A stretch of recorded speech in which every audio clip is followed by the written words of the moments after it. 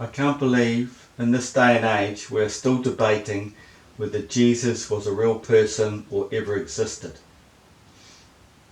Well, I'm about to explain the whole system to you, and it needs to be shared to every Christian or anybody who thinks Jesus was a specific man and was born from a virgin. In this day and age, thinking a man was born from a virgin, well, it can mean two things. They are in la la land, or they accept there's a spiritual content involved. And this is the understanding we need to get to. Understanding the spiritual concept and the physical. We live in the physical world. Up there is the spirit world. And up there is celestial. Everything celestial up there is a reflection of what's happening down here. And vice versa. As above, so below. Jesus Christ, you only have to look at the names. Understand the etymology involved. Jesus is basically a godly name given to the Son. Given to he whom goes through the Christ. Christ is an event.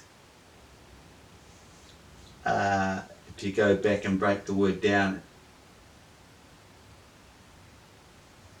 into Latin, I think it is, you'll find it represents the anointing oil, this stuff that goes through your system, gets flushed through your system. And this whole story is all about the second awakening of man in his physical life. It's a spiritual thing that's connected to the celestial bodies. This is why the zodiac sign and all that needs to be understood. Science is trying to hide it all from you. They want you to think that NASA is the spirit world. They created it. But from physical, obviously, in the physical world. No. NASA is the physical world, is the spiritual world out there. It's nothing to do with NASA. NASA's trying to claim it, brainwash you all. It's all part of their programming. Keep you dumb. They don't want you to understand the divine, like the secrets the Freemasons hide. The hierarchy in the Freemason lodge, not the lower, they're just the little ants, the little busy bees that run around and do as they're told. You know, they act like gentlemen, but they're a bit screwed. Otherwise, you know, why would you be in there, in this satanic cult, hiding things from man? See, God does things to man for you to go out as a witness and explain it to people, because not everybody can get this divine connection. This is what a prophet's supposed to be. He's got this divine connection. He's supposed to go out as a witness and explain it to people. So, Jesus, did he exist? Well, not as a particular man, no. But it's all relevant because all religion is relevant because it's the cycles. And every cycle involves a man's awakening, divine awakening, his rebirth, his second birth. This involves the light, opening up a part of the brain that's brain dead at birth. He's brought into the physical world, into darkness, spiritual darkness. And half his brain is shut off until he wakes up. Then he sees the light and realizes, oh, my goodness, my life has been a lie. Everything I've been told's a lie. You're not going to know it's a lie till you wake up. If you don't wake up, so be it. You'll die brain dead. You'll come back in and do it all over again until you wake up. So Jesus Christ represents a man who has woken up. He has had the divine intervention. It's celestial alignments, and it's connected with the moon and the sun. And it all starts with a solar eclipse for the male and a lunar eclipse for the female, followed by the full moon for the male, followed by the new moon for the female. And they involve Mercury and Venus. Mercury and Venus lining up in alignment across the flat Earth design.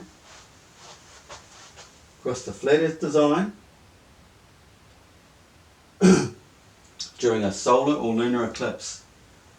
A solar eclipse will be the moon on one side of the world, and we see the sun on the other side of the world, don't we? But that's only its projection, its reflection. The sun is back in the centre. It depends on where it's facing, turning, because it turns 24 hours a day. That's your daily cycle, 360 degrees. If it's pointing this way, the moon, full moon will be bang on there. With the moon, the sun, and whatever comes between.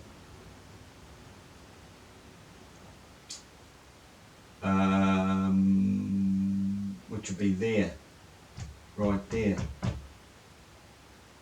Which is Mercury in a solar eclipse, the male solar eclipse. The sun's turning. The sun turns into the path of Mercury. And because of this alignment, it neutralizes the sun at that spot. It's all chemical. It's a chemical reaction. Nothing's physical up there. And creates the shadowing as the sun turns off it. Because the sun's at the centre, it turns quicker than everything else. But we don't see it up here. We don't see it in the centre of our realm, because it's inside the centre of the donut. We live in a donut, a torus field, from the result of this hyperboloid vortex or whatever. We get this sun in here, the black hole, projects everything out into our realm. We see everything out here. So if you see the sun out here, you're not going to see Mercury in here, are you? It's broad daylight. You may see it with your filter your camera and stuff. But that's what's happening. And no one's ever going to understand that actually is reality, because they don't understand how the sun is moving in the centre of the earth and how it sheds its light. It doesn't actually shed its light from there to there. It sheds it like this. Because nothing is linear in our world. It's all, nothing's straight. In nature, it's all curved. So if the beam of sunlight comes like this, and we're seeing the sun here, this Mercury is back here. It hasn't been hit by the sun yet, but the sun's gone down over our horizon, going to the other side of the world, and in the middle of the night, like just recently, the lunar eclipse, that's the Venus, we've seen the sun go down, and we saw the reflection of Venus out here, right, going down 90 minutes or so after the sun, because it's there. But then 4 or 5 hours later, the sun hits it. They're seeing the sun on the other side of the world over here. We're at night here, not knowing. But at that precise moment, if you're in the night time here, you would not have seen Venus till after the sun turns that little bit more and exposes it on the night side here. We saw it earlier on in the evening because the sun lit it up, because the sun was getting dim on the horizon. So it was lit up a little bit, but it would have disappeared from a night view exactly at the lunar eclipse. Lunar eclipse, we'll turn that into a lunar eclipse because we're using Venus. But a solar eclipse, it would be Mercury. That's how it works. So, back to Jesus Christ. Jesus, the divine name given to the man, the Son of God, because he's been godly awoken to the divine system. He's not born to a virgin female. He's born to the constellation Virgo. It happens. It's an alignment that Jesus is the ultimate story of a man's awakening. It involves a specific planetary alignment, which can and involves Virgo and Leo when the solar eclipse occurs, and the awakening, the full moon later.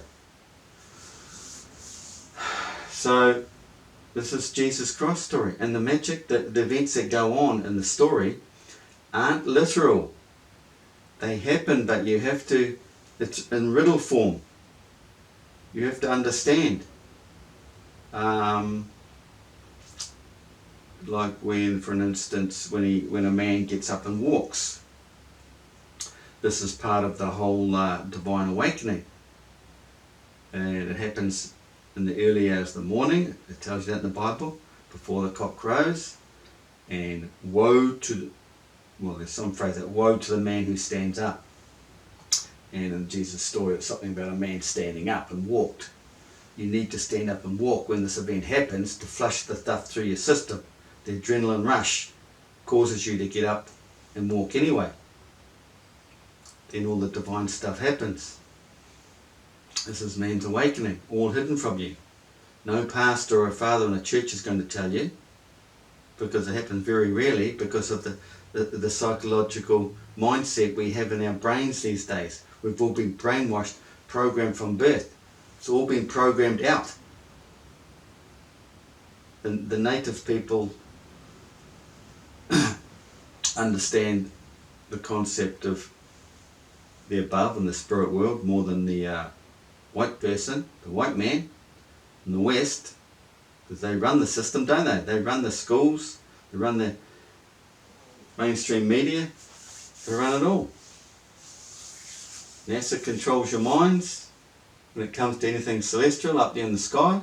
Nothing can get out, nothing can get in, but hey, NASA's taking all your tax dollars to fool you, keep you in the program.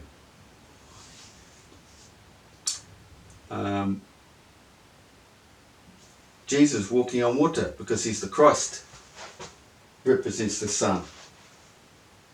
It's all to do with a spiritual event for man, but at the same time describing the world around us, because we're both connected. We're a fractal of our universe, our creation, our world, our realm. So Christ, being the awoken man, coming to the light, is also the sun in the physical world. The sun's walking on water, he's up there on top of the firmament. We see through all the planets, all the light spectrum to see the white light. He walks on water. What's with the fish? Well, it all happened in Pisces. The moon cycle. The moon was in Pisces when he had this awakening, and the moon would have been in Pisces when he was physically conceived. When he was conceived or born. One of the two, can't remember. It's to do with the moon cycle, where the moon is and where the sun is. In the Jesus story, the sun was in Capricorn, while the moon was in Pisces. The sun was in Capricorn, the moon was in Pisces when he was born. So he was born here. If you go 1, 2, 3, 4, 5, 6, 7, 8, 9. That's a spiritual birth. This is the Jesus story, 6th of September, the spiritual birth. He was born in Capricorn, and the spiritual birth was 9 months after that. He was born again in his second birth in September. That's the whole Jesus story in here. The solar eclipse in Virgo, August, right between Leo and Virgo, which represents the Sphinx, and the three pyramids. The three pyramids of Cairo represent this alignment. Moon, Khufu, Khepri, and Menkaure. What does Menkaure sound like? Mercury. Because it's about the male, the king. It's the king's awakening. Venus would just replace Menkaure. That's the female. It's the lunar eclipse. So all religions still relevant. Jesus Christ, the actual story behind it all, is still just as relevant, or still has that deep meaning and understanding Christians worship, because it's a divine event. But it's your divine event. It's not about someone else's divine event. You can't celebrate someone else's divine event. Your Passover is your Passover. Why are you going to church to celebrate someone else's Passover? No, you don't do that. It's about you, in here, going within, because all within you. This is your dual. It's the reality in our system. Everything's a dual system. This is your twin. You have a twin. We're all born with a twin. It's your spiritual twin, and here is your physical twin. You have to connect the spiritual twin to your physical twin, which is like connecting your consciousness with your heart. It's a very divine place to be, and you have to be there to get this awakening. It's about opening this up. But if you're trapped into watching TV, mainstream media, and all the lies, you'll never wake up. You'll never have a Jesus experiment. So when you die, you've completely wasted your life, because you don't take anything with you anyway, and you're going to have to come straight back and do it all again, and the world's no better. It's actually probably worse by the time you get back, and you've got to live through that again. That's what makes you a slave to the people who run your world. NASA, etc., all the elites, they run your world. You've got to go out and come back into their new ideas. Look at the new ideas they've brought upon us in the last year or two. Vaccines, all the new, you've lost all your privacy. You can't even speak on any of the, mainstream media outlets, systems without being censored. They want to shut you up. That's the early Anunnaki story, because it's the same thing. The same story goes back millions of years, because the same crap. This is basically hell. You're in hell, and you are a slave working to those satanic elites. You don't want to go out as a dummy and have to come back in again.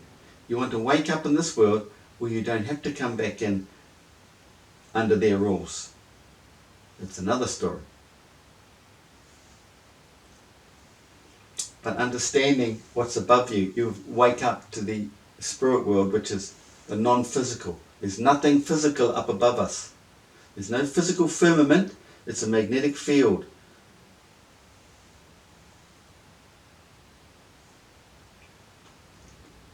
You can't get out, you can't get in.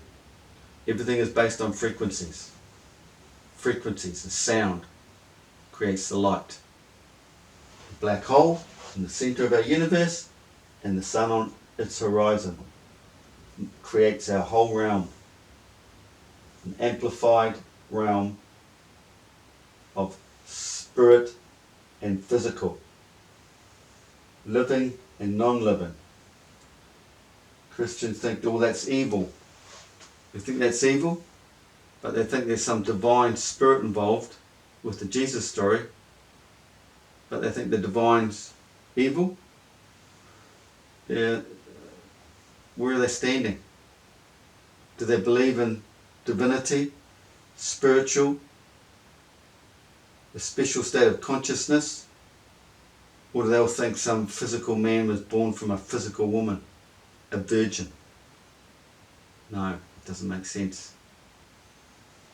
The whole Bible, it's all riddles. All the mythological stories are all riddle form, and they're all basically telling the same story. It's breaking down the riddles. Any words in religion, in the Bible, you want to understand the Bible properly, take all the main words and break them down, get all the etymology. They'll come right down. And one word alone can tell a whole story.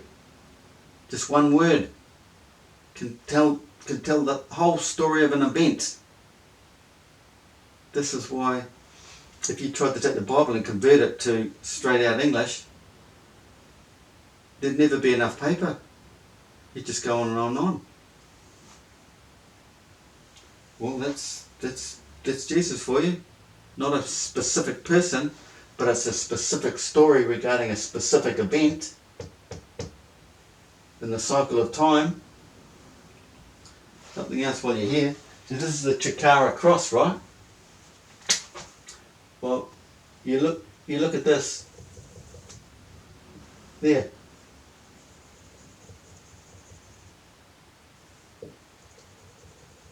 They know about this.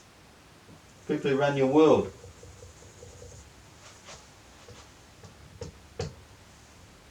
Crusader's Cross. The Masonic Cross. They know about this. And this in here. You'll see it in the churches. There's a leaf shape. Well, that's the four-leaf clover. It's a good luck. Four-leaf clover is a good luck sign, isn't it? There's four. These points here are non-physical. These are the holy points. The second birth of man. This is when the lunar eclipses and solar eclipses occur. These are the cardinals. These are the saints. They've woken up, come into their spiritual world in the physical world, had their second rebirth. They now go on. They don't have to reincarnate like the average man. It's all in the stars above, and it's all to do with the zodiac signs, star alignments.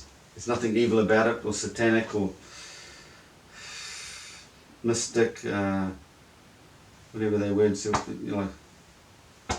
witches and all that. They're just people in the know. They do twist things a bit though, the gothic side of things. But anyway, that's it. Thanks for watching.